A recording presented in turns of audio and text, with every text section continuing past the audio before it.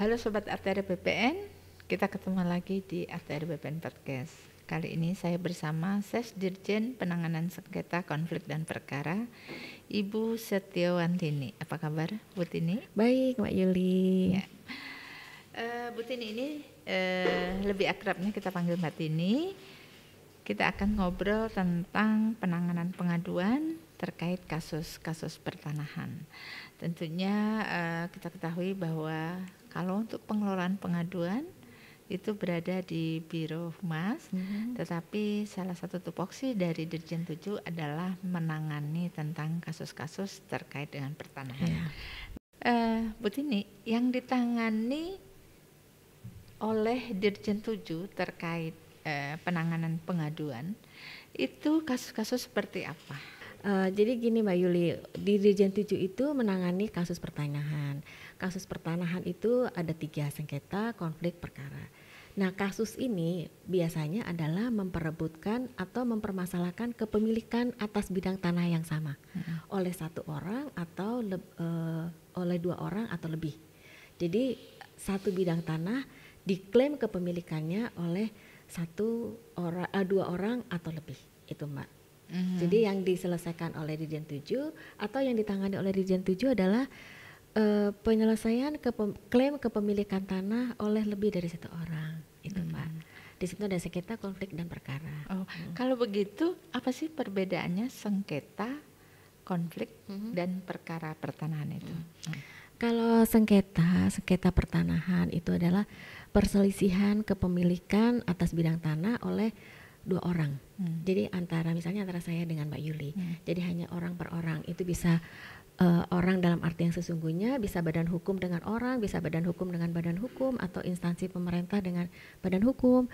Tapi kalau konflik itu adalah perselisihan kepemilikan atas 1 bidang tanah oleh 1 orang dengan sekelompok masyarakat atau dengan banyak masyarakat. Itu perorangan di sini bisa badan hukum, bisa instansi pemerintah, bisa BUMN. Nah, biasanya yang terjadi konflik-konflik pertanahan itu antara instansi pemerintah atau BUMN atau badan hukum dengan kelompok masyarakat tertentu. Nah, kalau perkara ini adalah perselisihan kepemilikan tanah yang oleh para pihak penyelesaiannya diajukan melalui lembaga peradilan.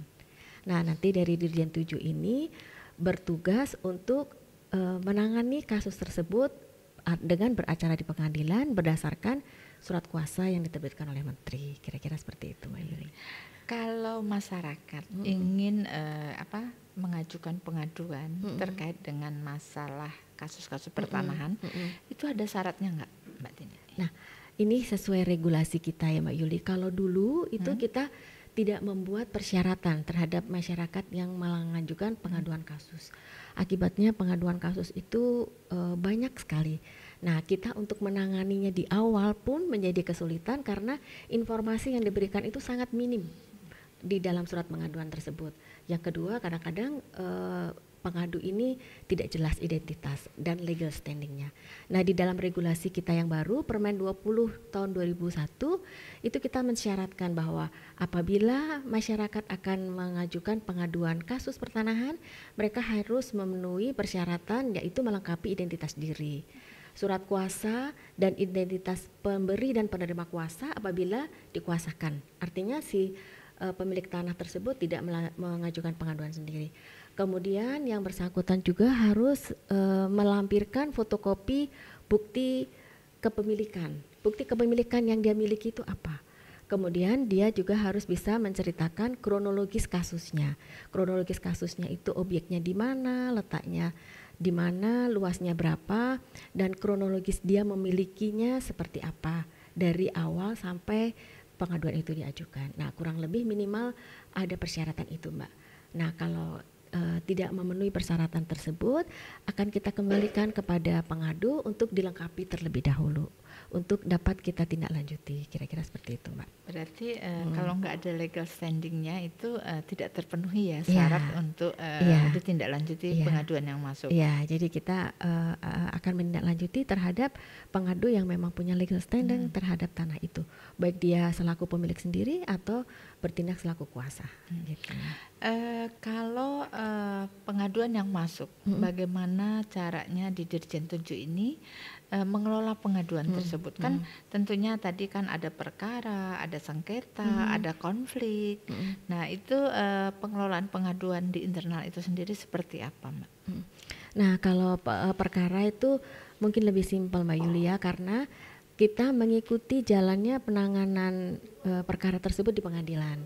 Dari Dirjen 7, teman-teman dari Direktorat Perkara itu akan beracara di pengadilan berdasarkan surat kuasa dari Menteri tadi yang saya sampaikan, dan mengikuti jalannya persidangan tersebut di pengadilan tingkat 1.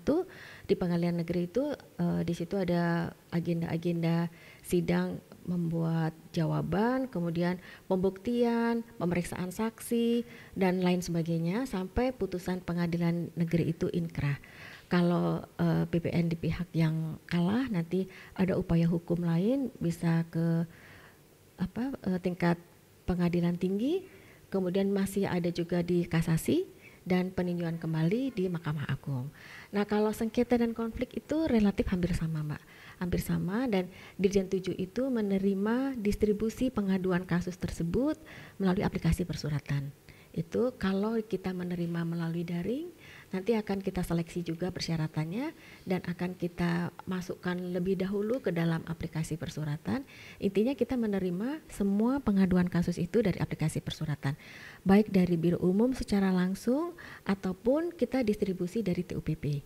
Nah setelah kita menerima Dirjen 7 sesuai regulasi kita yang baru, kita akan seleksi dulu, Mbak, apakah persyaratan yang saya sebutkan tadi sesuai yang dipersyaratkan di Permen 20/2001 itu terpenuhi.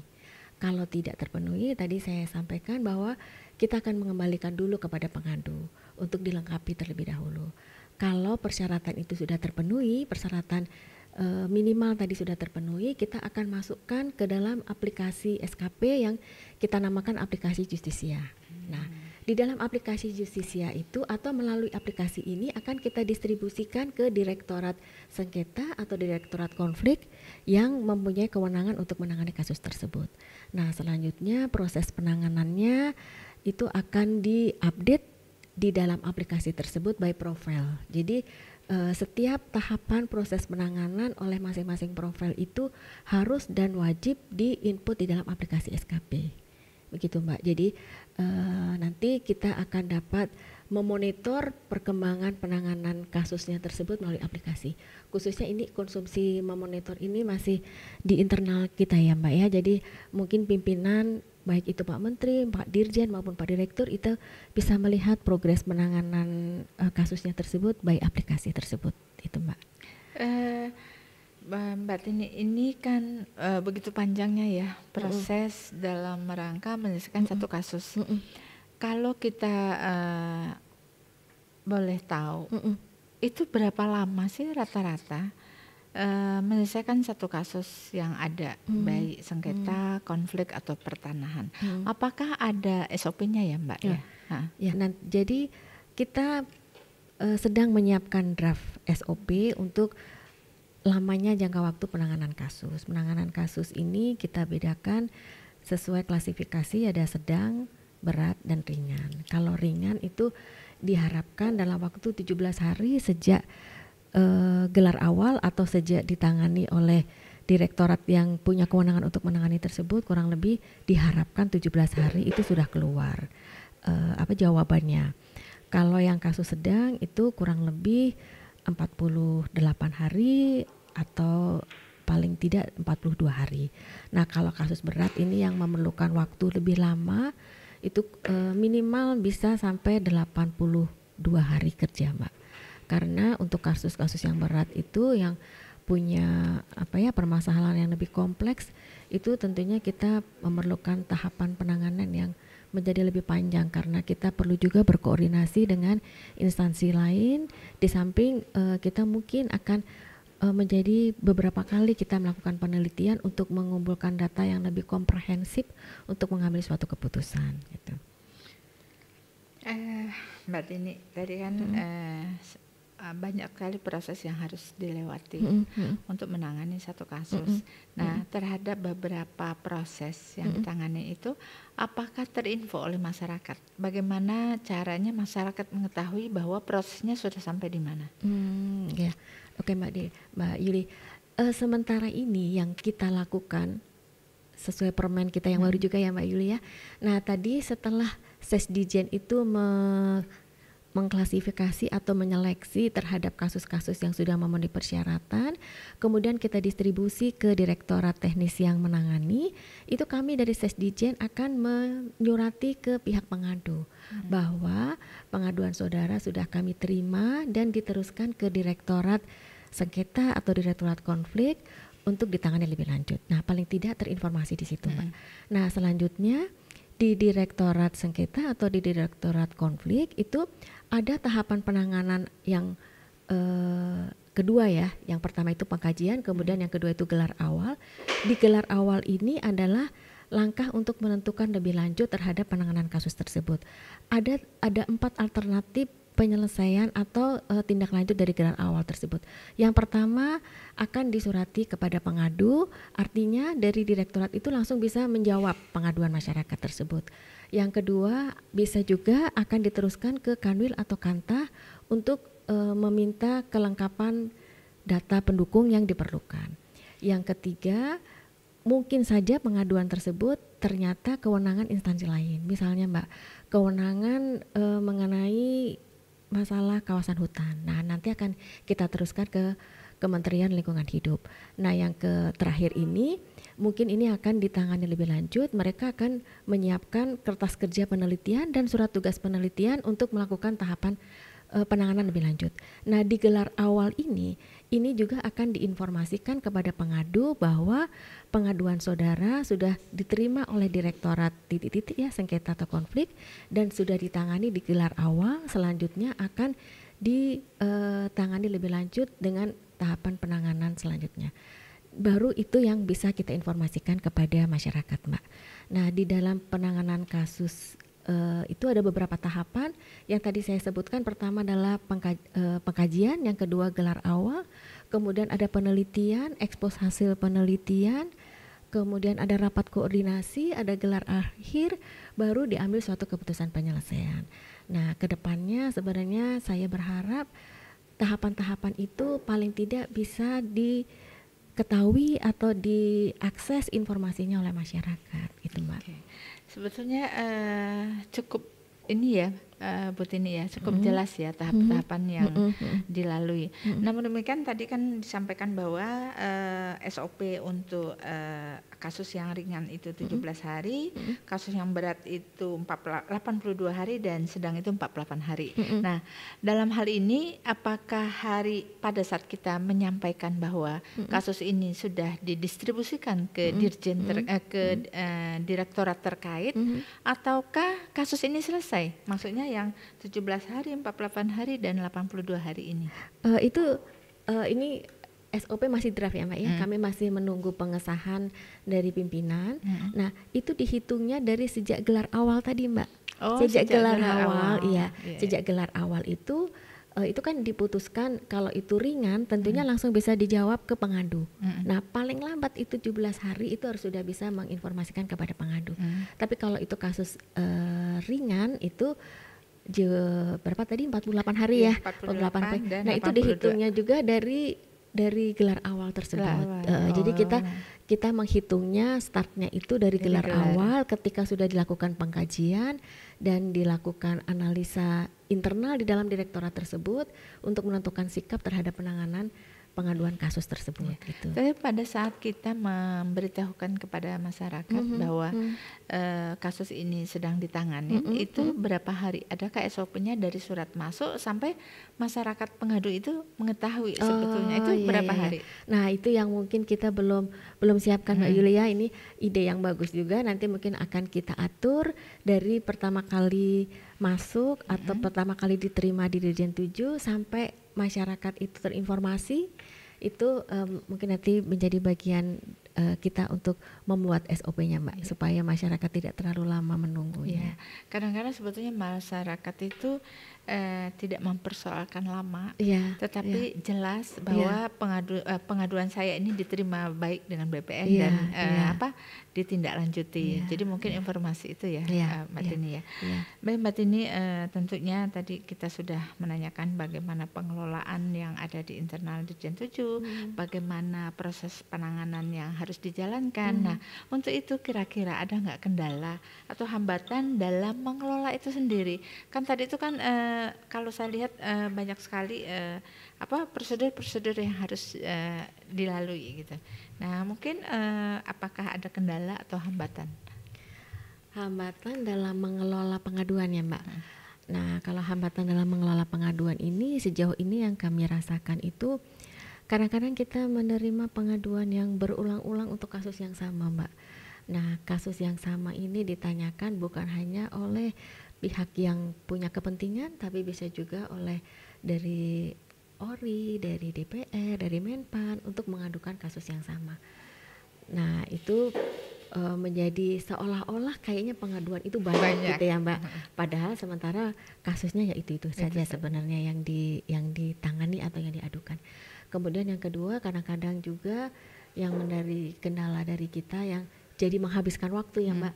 Itu kita sudah menangani suatu kasus, tapi yang bersangkutan itu tidak puas dengan keputusan yang sudah diambil oleh Dirjen 7.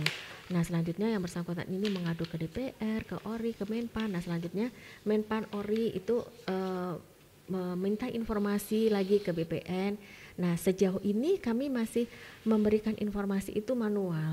Nah, buat saya ini makan waktu juga ya, karena kita juga harus membuat surat, mengklarifikasi terhadap apa yang sudah kita lakukan. Nah, ke depan itu ya, ini harapan ke depan Mbak Yuli, kalau itu bisa by system ORI atau instansi lain itu ngintip lah apa yang sudah dilakukan oleh Dirjen 7 terhadap kasus yang diadukan oleh masyarakat ke mereka, itu mungkin akan mengurangi pekerjaan kita ya. Jadi kita nggak perlu membuat secara tertulis klarifikasi tersebut, tapi masyarakat dapat mengakses sendiri gitu, ya, secara mandiri. Ya. Sekalipun mungkin yang dapat diakses itu sebatas tahapan penanganannya gitu ya, belum sampai ke substansi isinya, karena substansi isinya selama itu masih dalam proses penanganan itu bersifat rahasia Mbak Yuli. Kita tidak boleh menginformasikan ke masyarakat kecuali kalau memang sudah selesai, sudah ada keputusan penyelesaian. Jadi di regulasi kita kalau masih dalam tahapan penanganan, itu proses yang sedang kita lakukan ini tidak boleh atau tidak dapat diinformasikan keluar. Tapi proses atau tahapan penanganannya itu bisa diakses oleh bisa diketahui oleh masyarakat. Ya. Tentunya harapan itu adalah harapan kita ya di kementerian ini, bagaimana masyarakat itu dapat mengakses sendiri sampai sejauh mana sih proses pengaduan yang dia sampaikan, yang ditindaklanjuti oleh kementerian. Ya mudah-mudahan aja Mbak Tini, doa kita bersama ini pengelolaan pengaduan dalam ini Biro Humas sedang ingin membuat aplikasi itu, di mana aplikasi yang ingin dibangun itu adalah aplikasi pengelolaan pengaduan secara terintegrasi. Sehingga antara satu unit dan unit lain juga dapat mengetahui kira-kira sampai sejauh mana proses yang sedang dijalankan, dan tentunya next aplikasi itu juga akan memberikan akses kepada masyarakat, di mana masyarakat secara mandiri dapat mengetahui seperti di dalam Sentuh Tanahku itu dengan kode surat masuknya itu dapat mengetahui sampai sejauh mana tentunya BPN terus berbenah untuk itu ya. Mudah-mudahan keinginan kita semua dalam rangka kita berkomitmen ingin melayani masyarakat secara lebih profesional dan terpercaya itu dapat segera terwujud. Nah, saat ini sebetulnya di Kementerian ATR BPN itu ada beberapa kanal pengaduan. Itu ada Tanya ATR BPN melalui tagar Tanya ATR BPN, itu adalah pengaduan, kanal pengaduan untuk mengakomodir kebutuhan pengaduan melalui media sosial. Setelah itu tentunya ada kanal lapor yang melalui aplikasi lapor yang dalam hal ini pengelolaannya itu berada di Menpan. Itu kanal aplikasi lapor itu sudah terintegrasi kepada 470 kantor dan 33 kanwil. Tentunya itu juga secara real time dapat dilihat, masyarakat juga tahu sejauh mana penyelesaian yang ada. Dan kita juga ada email melalui surat @atrbpn.go.id. Itu ada hotline pengaduan. Outlet pengaduan ini memang ada di seluruh kantor-kantor layanan, baik di pusat, di Kantah dan di Kanwil, dan ada loket penerimaan surat. Ya, saya sangat sependapat dengan Mbak Tini bahwa banyak sekali pengaduan-pengaduan dengan objek yang sama yang diadukan berkali-kali.